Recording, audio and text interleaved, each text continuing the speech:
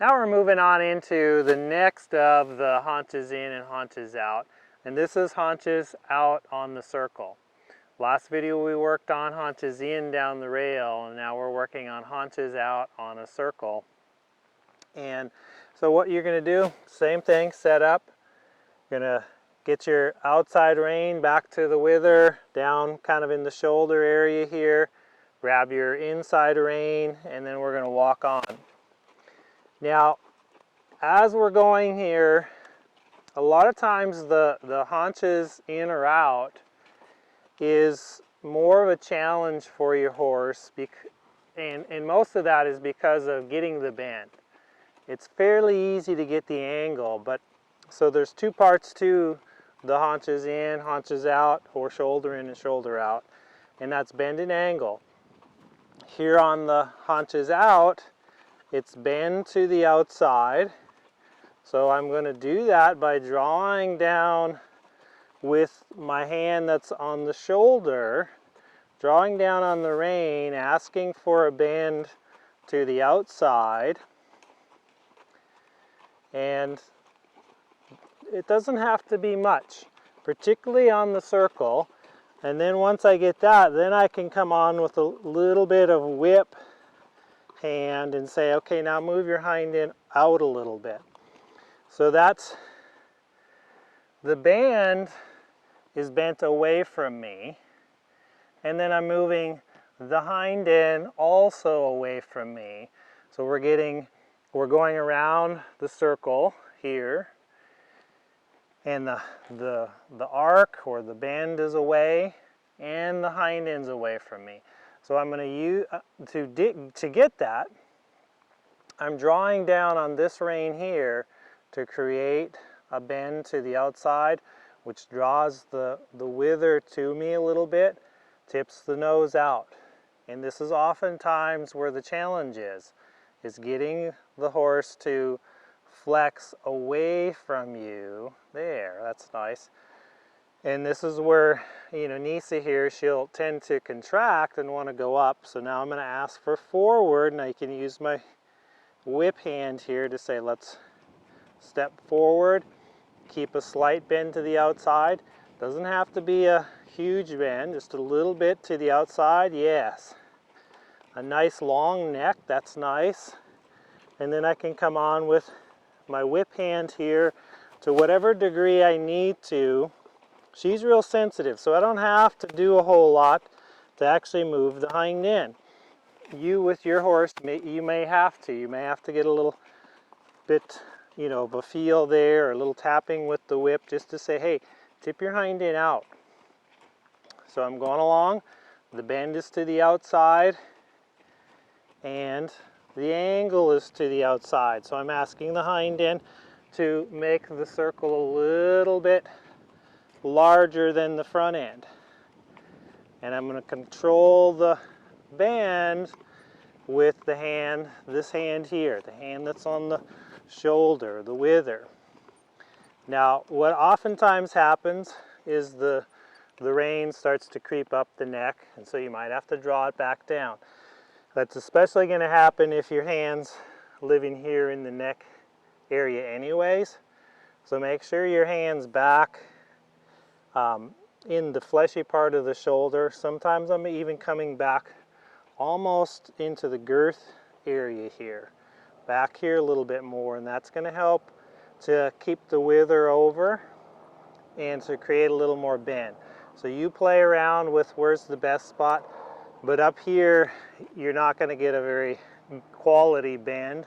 It's too far up the neck, so you want to keep it somewhere on the wither area, whatever works best for you. So I'm going to ask her to walk on again, getting the bend to the outside, and I'm just drawing down on that rein, and then I can come in with a little whip to say, okay, and move your hind end out.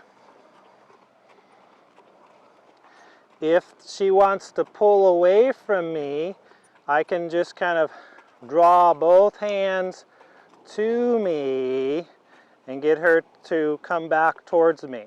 Because oftentimes they'll create the bend to the outside, and then they want to start leaving you. And you don't want them leaving, you want them following that feel. So if she were to start leaving, then I'm just gonna ask the feel, my hand's gonna come off of her body and kind of just say, come this way, come towards me a little bit. But that's if your horse is paying attention. If they're not paying attention, then you're gonna have to go back to some shoulder in work. So if you're not getting the bend, you're not getting control over the shoulders, and as soon as you bend, they start leaving, I might come back around here and do a bend to the inside or bend around me, and now ask for a little shoulder in this way, or counter shoulder in. So I can do a counter shoulder in around the circle, and that's going to be a lot easier for her to get the bend in her body. So she starts to relax, she starts lengthening her head and neck, and she starts engaging her back a little here, so I can get the bend in their body. And that's pretty nice there. And then I'll swap sides here now and go back to haunches out. So the bend is the same in a haunches out and the counter shoulder in. What changes is the angle. So I keep the bend, and I had to change sides too.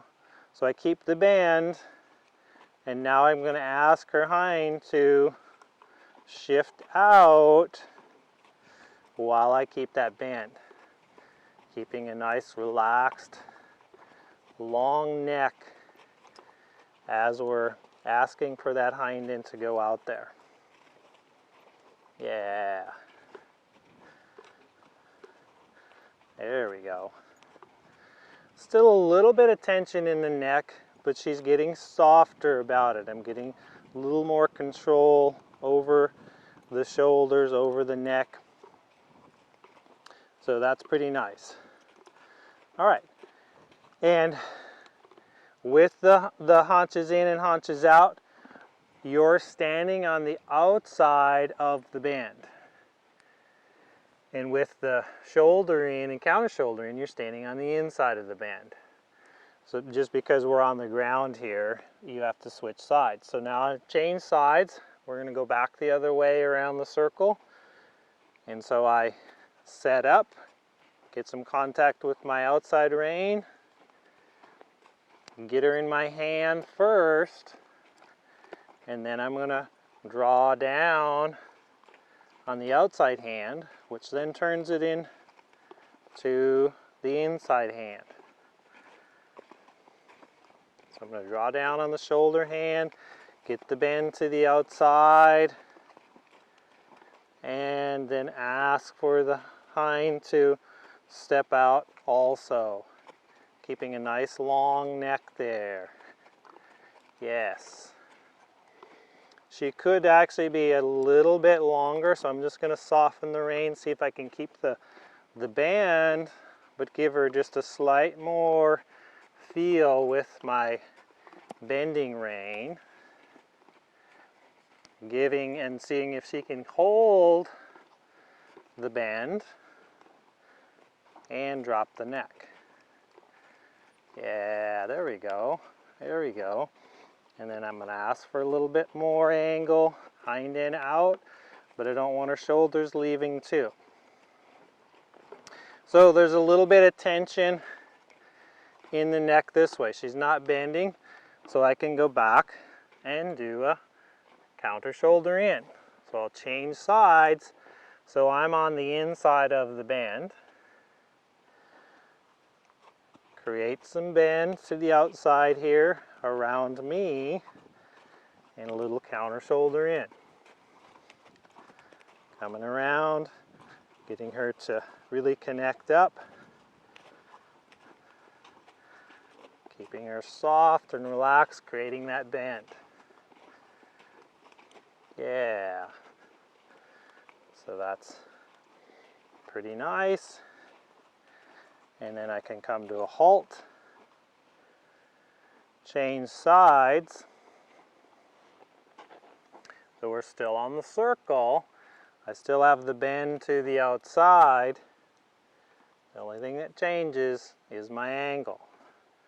So her hind was to the inside and a counter shoulder in. But now I'm going to ask her hind end to go to the outside. So the hind end's on a little bit bigger circle than the front end. So we're walking the circle. I've got the bend to the outside, and I've got the angle to the outside. Keeping her nice and relaxed and soft and supple.